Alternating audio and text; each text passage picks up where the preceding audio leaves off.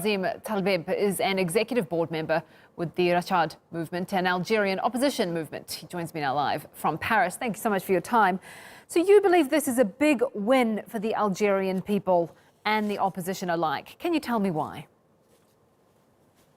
Well, definitely it's a big win for the Algerian people. Since the start, they have refused this election simply because this election was under the provision of the actual constitution, which gives so much power to the president.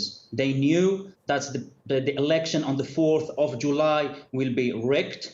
It will be organized by the regime himself to elect whatever president they want.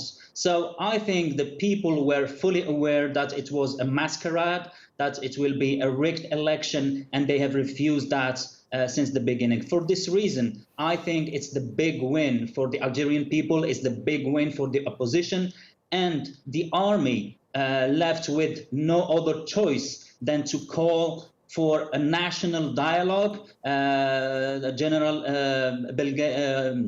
Tayyid has said that in the last week, that there must be a national dialogue. This is what we have called for in the Rachad movements for months now, because there is no other choice, to be honest, to avoid Algeria a crisis, to move forward and to meet the people's demands for a free and fair election, to have their legitimate representative, whether at the head of state or as in the parliaments. Let's talk a little bit about the army, because back when these protests were happening, there was a lot of people who were concerned that the military had too much power. Do you trust the military now to oversee a transitional period, to change the constitution, to plan new elections? Well, it's not about trust. It's about the choice that the army is facing right now.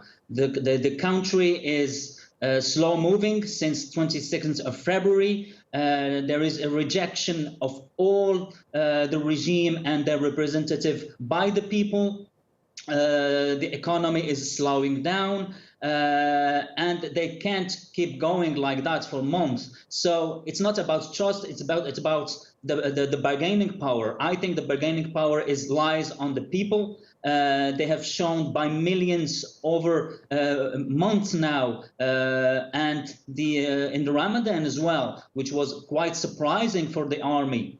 That's the Algerian people with the such hot days, with the long hours fasting. They kept the pressure on the regime and the military especially to go for a transition period. So they have no choice other than amending the constitution. That's absolutely vital, and it's absolutely a clear message from the people. We'll have to leave it there, unfortunately, for time. That's Nazim Taleb, an executive board member with Rachad Movement.